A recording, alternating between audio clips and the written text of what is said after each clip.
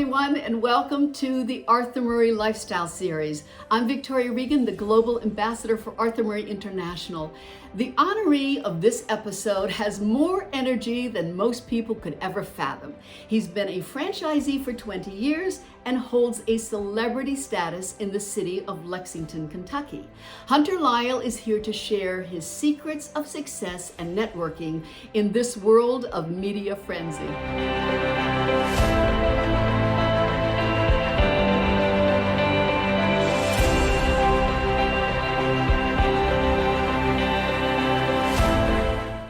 Hello, Hunter, and welcome to the Lifestyle Series.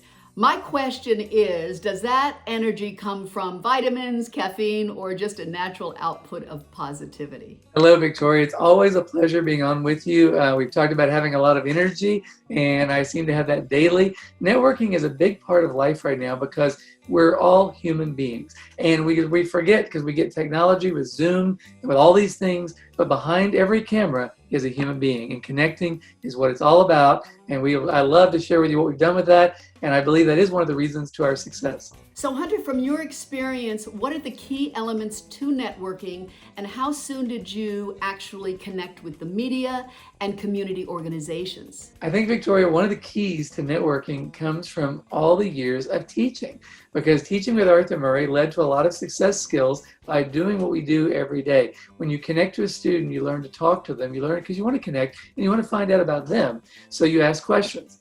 And in the world of networking, a lot of networking is about getting to know someone else. So let's say you're in a room of 40 people and you only connect to one of those 40, you're not going to get around to the rest. So you have to learn to connect to this person, to this person, to this person. And you have to have a sincere interest in what people are doing and what they're saying and who they are. And I think that's a big part of our success, because if you get to know people and you have a real, genuine interest in other people, and it's not fake, it is authentic, you'll get to know them. And by doing that, you find similarities. You find things that you connect with, that they connect with, and those lead to objectives. And if you're in the business world, you have an objective to grow your business, to grow what you're doing, and to help them grow theirs perhaps. And so it's a win-win for everybody. We actually started doing community efforts from day one, because we realized very quickly that, you can put an ad on paper, you can put it on video, on a Facebook ad, something like that, and that's great. But the people don't know who you are. And if they know who you are, they can trust you and they can build that authenticity. So from day one, we started doing charity events, for example, because we wanted to give back to the community. Very early on, 10 years ago, we co-founded Dancing with the Lexington Stars, for example. And it was a way to give back to a group known as Surgery on Sunday, which does free surgeries for people that can't afford it. And it was a wonderful organization. We've raised almost $1 million for them now. But we started doing this from day one, literally from day one, because we realized we needed to be in the community to connect. So that, because again, we're talking about real people and real results, and just doing that right from day one. Well, you've been a franchisee for 20 years, but it's possible that not everyone knows when you actually started with Arthur Murray's. So tell us that story.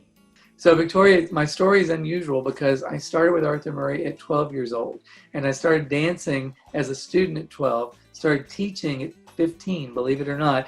And I grew up in Lexington, went to school here, went to Sayre, went to UK, different place here. Then after that, I traveled. I was in Ohio for about 8 years. For a couple of years, I traveled the country. I had the pleasure of consulting with a lot of studios around the world, around the country, and hopefully helping their business succeed through coaching, consulting, judging, all of those things. And then came back to Lexington, and really hadn't expected to come back, but I did. And we opened the studio 20 years ago. So my story began in Lexington, and it moved around. It traveled. I went to different phases of life as that happened. But I had the real privilege and the honor of getting to go to a lot of different studios all over the United States and seeing what worked, what didn't, what helped them, what didn't help them. And I was able to then give some input into that, being in those schools. And I traveled for quite a while, and I really enjoyed it. Never thought I'd come back home. Ended up back in Lexington and just never looked back. And here 20 years later, here I am. And then later it led to some other media things, some other TV things, and here we are. It's obvious you were very fortunate to gain all that experience. What changes have you seen since your days of training and traveling, Hunter?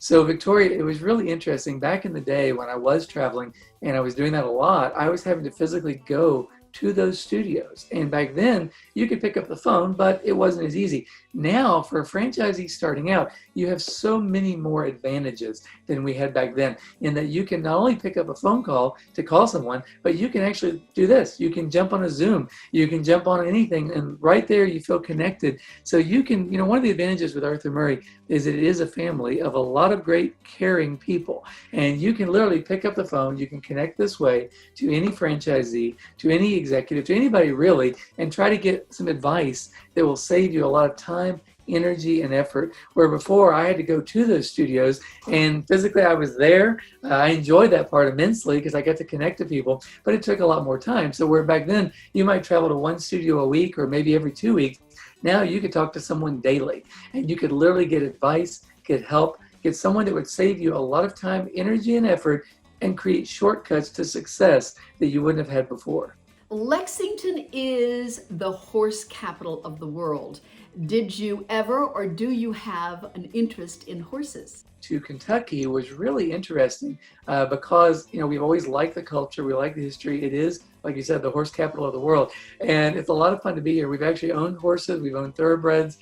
We sold our last one a couple years ago, and we had a filly that ran, and we were very fortunate. The name was Devil Went to Georgia. It was a very young filly. We had a great partnership with that. The funny part of the story for this, just for something interesting, is that the week after we sold that horse, she won $100,000. So the funny thing was, we sold the horse, then she won that. But we still came out ahead, but we enjoyed being an owner of the horse. We've owned several, and that's been a fun thing because, it's fun to be in the winner's circle and watch the horses run.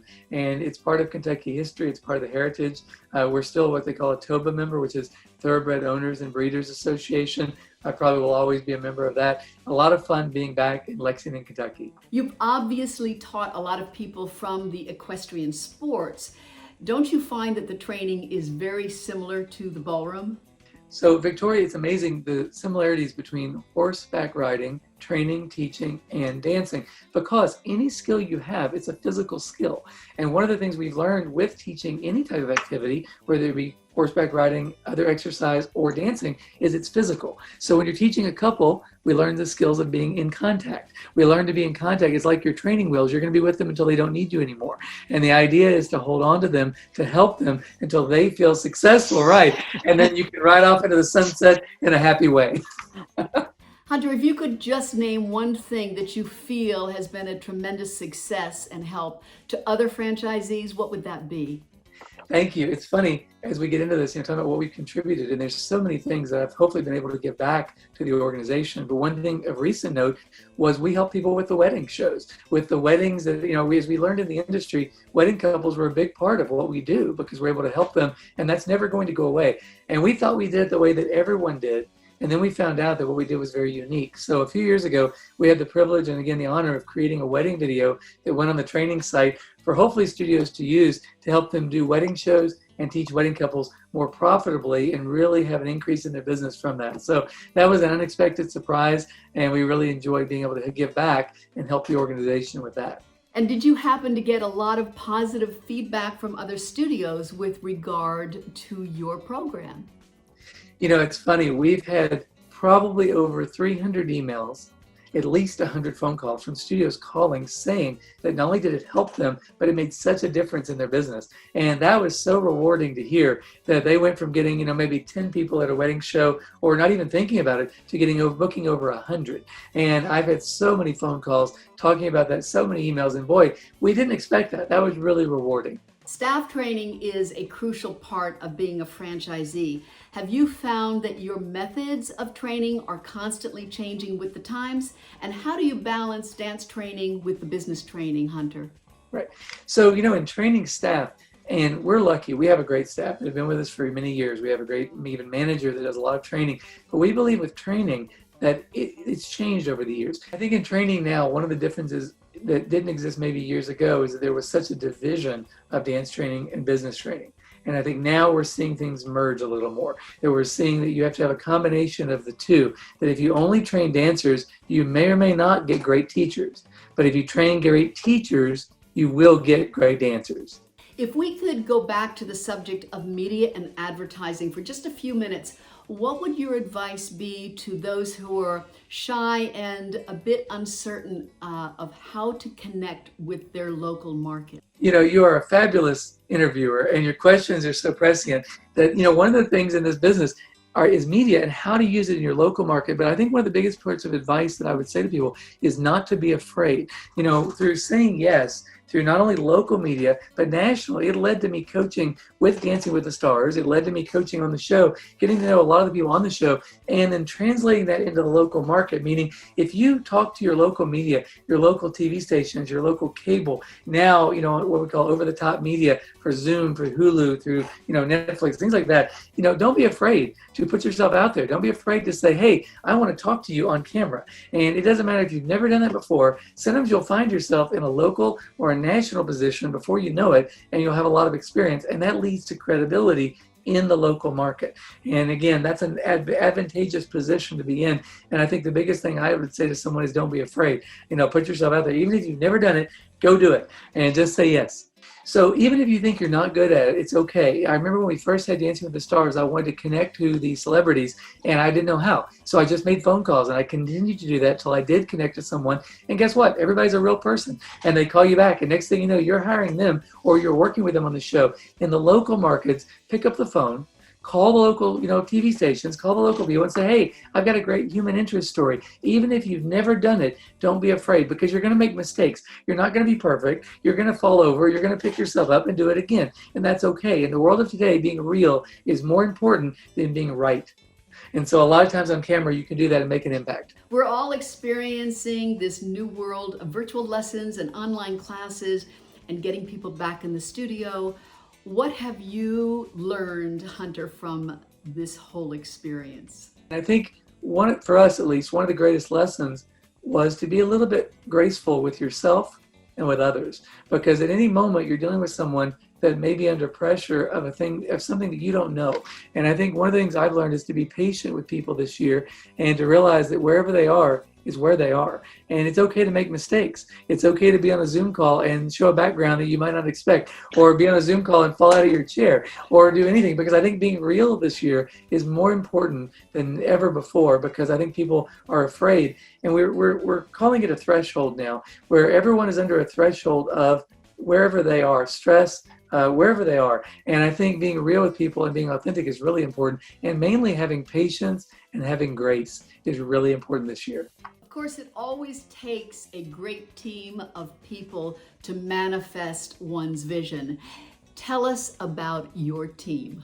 So Victoria, it does take a team of people, both personally and, professionally. And I think we have a great staff. Of course, that's a big part of our success. Also, personally, of course, I have Alicia, who we've been together for 16 years. She's a wonderful woman and literally has been part of my success, because I'm a little crazy sometimes and I have a lot of energy, and she puts up with me daily, and I love her to death. And so we've been together for a long time. So I think personally, you have that aspect of your life, and that's very, very important. And then professionally, we have a great team. Our staff are unparalleled, and I can't thank them enough. They're an amazing part of what we do every moment of every day as well.